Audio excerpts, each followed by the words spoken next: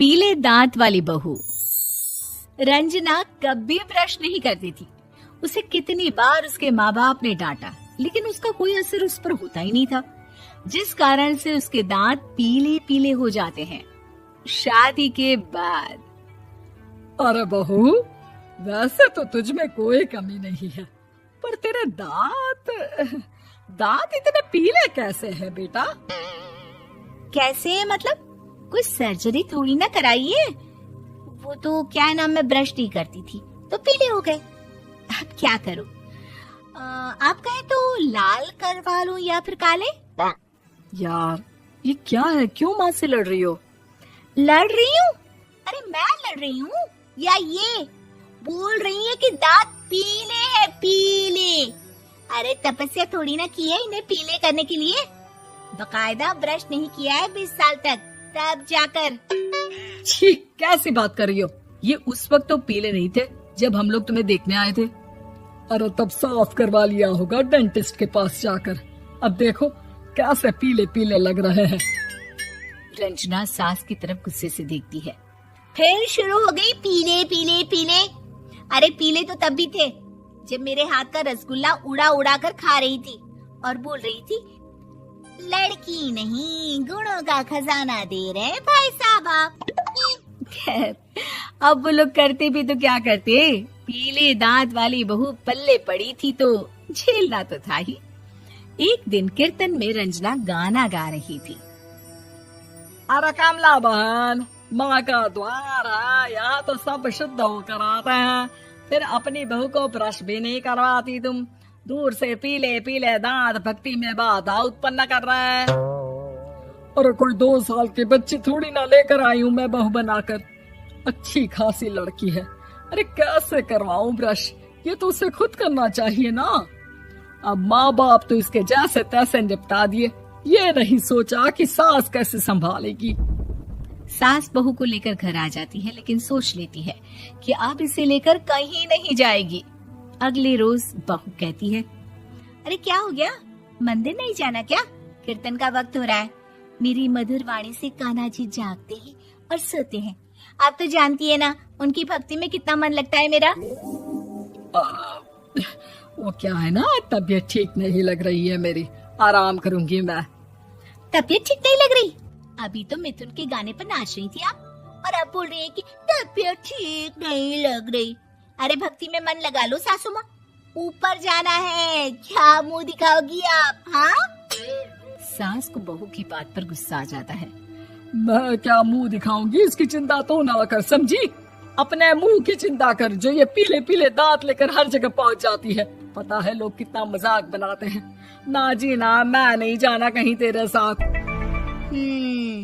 तो ये बात है। कोई ना, मत जाओ, मैं अपने कमरे में ही बैठकर भक्ति कर लूंगी। ऊपर वाला दांत थोड़ी ना देखता है, मन देखता है, भावना देखता है। और अरे बस बस, तू सब कुछ दिखा, बस ये सफेद चमकदार दांत ना दिखाना किसी को, है? जा यहाँ से। बहू को सास की बात का कोई फर्क नहीं पड़ता, वो तो जैसी थी वैसी ही रह जाती है। सुबह नहाकर किचन में खाना बनाना, फिर खाना खाना, कीर्तन भजन करना और सो जाना। एक दिन, माँ जी मैं सहेली के घर जा रही हूँ, शाम को लेट आऊंगी।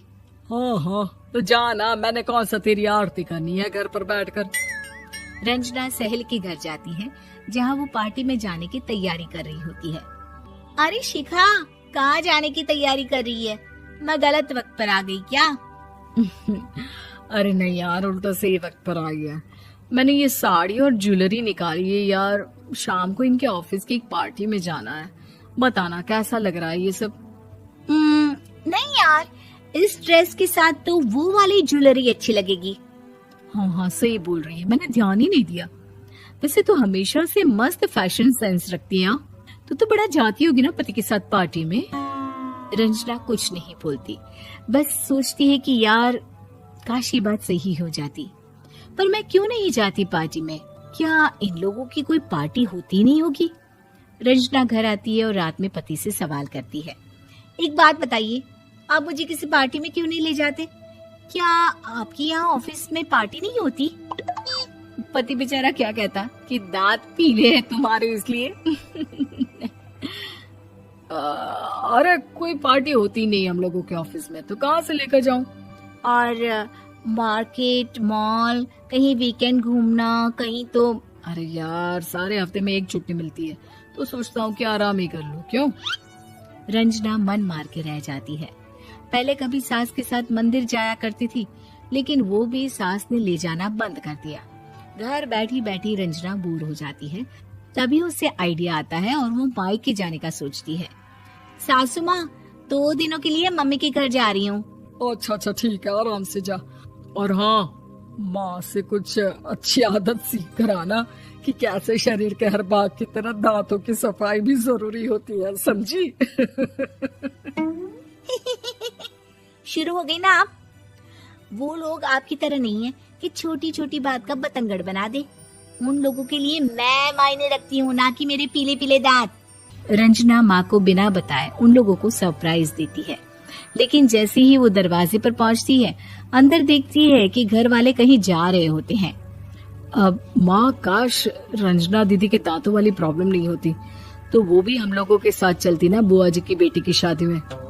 हाँ बेटा, लेकिन अब उसे कौन समझाए कि उसको उसके पीले दांत नहीं दिखते, लेकिन उसके आसपास के लोगों को कितना एम्बैरेसिंग फील कराते हैं। मुझे तो कितनी बार उसके स्कूल की टीचर ने शिकायत की कि उसके साथ कोई लड़की बैठना भी नहीं चाहती, और ना ही कॉलेज में कोई उससे बात करना चाहता था। लेकिन पता नहीं क्यों उसे ये बात समझ में ही नहीं आती। कोई कमी नहीं है उस लड़की में, बस यही कि दांत पीले हैं। वो तो भला हो जीजा जी और उनकी माँ का, जो दीदी को जैसी है वैसे ही रखा हुआ है। रंजना को अपने घर वालों की बात सुनकर बहुत दुख होता है। वो सोचती है कि वो क्या करे, लेकिन फिर वो सीधा डेंटिस्ट के पास जाती है, अपने दांत चमकाती है और कसम खाती है कि वो रोज ब्रश करेगी। अरे क्या हो गया? तुम तो 2 दिनों के लिए गई थी ना, पर कोई ना, अच्छा है, चलो आ गई तो। रंजना सास के सामने आकर खड़ी हो जाती है और पूरी स्माइल करती है, उसके चमकदार दांतों को दिखाती हुई। हैं? चले मंदिर। माँ, मुझे माफ कर दीजिए, मैंने आप लोगों को बहुत एम्बैरेसिंग फील करवाया। मैं आज से रोज ब्रश करूंगी।